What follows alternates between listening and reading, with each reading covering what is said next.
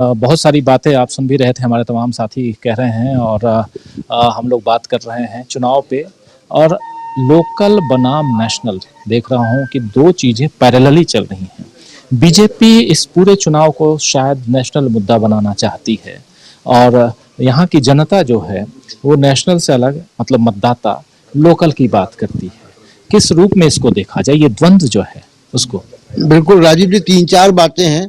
पहले तो कोलार की बात हम कर रहे हैं कि कोलार जैसा जैसा मैं दोपहर का जो क्लिपिंग चला हम लोगों का उसमें मैं बता रहा था कि कोलार लोकसभा में 9 सीटें हैं और उन 9 सीटों में 6 में कांग्रेस है, 2 में जनता दल है और 1 निर्दलीय है और लोकसभा में बीजेपी जीती है। यानी यहाँ पे तीनों पार्टियों का एक बेस मौजूद है कोलार में और यही बात बहुत सारे लोगों से सड़कों पे या यहाँ पे बाजार में बात हुई तो ऐसी बात आ रही है कि यहाँ पे टक्कर है। अब दूसरी चीज क्या है कि यहाँ पे पूरे कर्नाटक में और यहाँ पे खासकर जो सिद्धारमैया का फॉर्मूला है अहिंदा का, यानी ओबीसी और माइनॉरिटीज और दलित, इनकी जातियों को मिला के एक समीकरण है और वो उसकी 70% मौजूदगी कोलार की विधानसभा सीटों में पाई जाती है। अब ये बड़ा इंटरेस्टिंग होगा पॉलिटिकल साइंस के स्टूडेंट्स के लिए, पत्रकारों के लिए भी जानना कि इस तरीके के तमाम समीकरण है देश में। आपको याद होगा कि चौधरी चरण सिंह ने एक अजगर क्रिएट किया था जिसमें कि जाट अहीर मुसलमान ऐसे करके था। माधव सिंह सोलंकी ने खाम क्रिएट किया था। लालू प्रसाद यादव का एमवाई है। ये तमाम सारे विनिंग फार्मूला जातियों का या सामाजिक समूहों का समीकरण, और वो यहाँ पे भी उसी का काम जो है वो दिखाई देता है। अगर ये चलता है जिसका मेरा अनुमान है कि ये चल रहा है, क्योंकि जब लोगों से बात करते हैं और कभी कभी पूछते भी हैं कि सामाजिक पृष्ठभूमि से हैं तो उससे अंदाज लगता है कि क्या कौन सा व्यक्ति क्या जवाब दे रहा है। तो ये जो अहिंदा का फॉर्मूला है जिसमें कि ओबीसी माइनॉरिटीज और दलित समूह हैं, वो यहाँ पे बहुत शक्तिशाली एक समीकरण बन रहा है। अब 13 तारीख को हम देखेंगे कि ये कितना उभरा और कितना नहीं। दूसरी बात जो आपने बात की कि क्षेत्रीय और राष्ट्रीय मुद्दों की, आज मैं वीडियो क्लिप देख रहा था प्रधानमंत्री के बेल्लारी के भाषण की। पूरी तरीके से चुनाव प्रधानमंत्री मोदी इसको सांप्रदायिक बना रहे हैं, यानी मुसलमान की शरण में चले गए हैं। और अब आगे देखेंगे क्योंकि बेंगलोर में उनके 2 रोड शोज हैं, शनिवार को इतवार को, कल और परसों दोनों दिन उनके रोड शोज हैं। राहुल गांधी के भी रोड शो हैं। हम देखेंगे कि वो जो सांप्रदायिकता है राजीव जी, मुझे अंदाज लग रहा है कि जिस तरीके का ग्राउंड रिपोर्ट हम लोगों को मिल रहा है कर्नाटक में घूमने पे, और प्रधानमंत्री कोई और बात नहीं कर पा रहे हैं।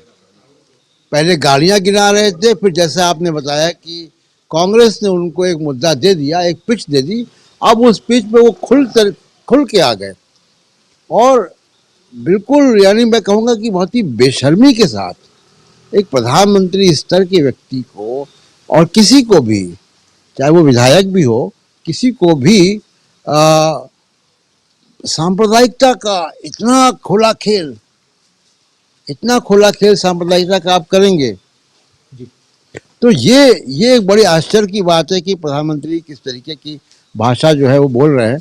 अब आगे हम देखेंगे कि किस तरीके से चुनाव अनफोल्ड होता है, लेकिन यहाँ कोलार में बड़ा इंटरेस्टिंग जो है वो चुनाव होने जा रहा है योगी राजीव जी। लेकिन एक बड़ी मजेदार बातें हैं, वो ये कि कर्नाटक में पिछले 4 दशक में हमेशा सरकारें बदली हैं। 2018 में एक अपवाद जरूर था कि त्रिशंकु विधानसभा आई और वापस कांग्रेस की सरकार बनी जेडीएस के समर्थन से, लेकिन या जेडीएस कांग्रेस की मिल के सरकार बनी, लेकिन वो फिर बहुत चल नहीं पाए, तोड़फोड़ हुई, वो सब हम जानते हैं। तो पिछले 4 दशक से सरकारें यहाँ बदली हैं। ये एक इम्पॉर्टेंट बात है कर्नाटक के लोगों की, जैसे हम राजस्थान में देखते हैं, जैसे हिमाचल में देखते हैं कि सरकारें बदलती हैं वहाँ पे। दूसरा, जो प्रधानमंत्री की राजनीति है, जिस दिशा में ले जा रहे हैं, कर्नाटक में हम बैठे हैं, जिसका पूरी दुनिया में नाम है आईटी हब को लेकर, और दुनिया की जो बड़ी बड़ी इंफॉर्मेशन टेक्नोलॉजी के जो बड़ी बड़ी कंपनियां बहुराष्ट्रीय, उन सब के भारत के हेडक्वार्टर, चाहे वो गूगल है, चाहे वो याहू है, या ट्विटर है, या फेसबुक है, या माइक्रोसॉफ्ट है, उन सब के हेडक्वार्टर बेंगलुरु में है। और उस आधुनिक भारत की पहचान वाले कर्नाटक में एक बेहद सांप्रदायिक प्रचार चल रहा है। प्रधानमंत्री की ओर से समाज को बांटने वाली बात हो रही है। ये बहुत ही खतरनाक ट्रेंड है कि एक चुनाव जीतने के लिए आप समाज को बांट देंगे, समाज में नफरत पैदा कर देंगे। ये एक बड़ा खतरनाक ट्रेंड जो है वो प्रधानमंत्री के भाषणों से दिखाई देता है। अब वो अलग चर्चा का विषय होगा चुनाव के बाद कि जब चुनाव शुरू हुए तो बीजेपी के पास या प्रधानमंत्री के स्पीच राइटर्स के पास कुछ खास था नहीं। वो गालियों की गिनती कर रहे थे। वो गालियों की गिनती भी तभी कर रहे थे जब खड़गे जी ने कुछ कहा उनको, और उसके बाद इस सांप्रदायिक पिच पे वो आए, उनको कौन लेकर आया, ये एनालिसिस का विषय होगा चुनाव के बाद, और उससे नफे नुकसान क्या हुए। लेकिन जाहिर सी बात है कि इस तरीके के सांप्रदायिक और बहुत ही जहरीले भाषणों से होता क्या है राजीव जी, कि जो प्रधानमंत्री सिर्फ नेता नहीं होता, वो देश का, अपनी पार्टी का नेता नहीं होता, वो देश का प्रधानमंत्री है। बहुत सारे युवा, बहुत सारे लोग उसको अपने रोल मॉडल के तौर पर भी देखते हैं, और जब वो देखते हैं कि प्रधानमंत्री ऐसी बात कर रहा है, प्रधानमंत्री समाज को बांटने की बात कर रहा है, प्रधानमंत्री सांप्रदायिकता की बात कर रहा है, तो एक बहुत गलत संदेश जाता है। केवल भारत में, दुनिया भर में संदेश जाता है। और उसी का नतीजा आप देखते हैं कि जब भारत का प्रेस फ्रीडम इंडेक्स में नाम नीचे जाता है, डेमोक्रेसी में नीचे जाता है, और आप देखिए इसको ग्लोबल पर्सपेक्टिव में देखिए। आज हम वैश्विक समाज है हमारा। जो बाइडेन अमेरिका में कुछ कहता है उसको हम यहाँ पे चर्चा करते हैं। ऋषि सुनक इंग्लैंड लंदन में कुछ कहेगा, वो यहाँ हम चर्चा करते हैं। और एक भारत के प्रधानमंत्री G20 के रोटेशन में इस वक्त अध्यक्ष हैं,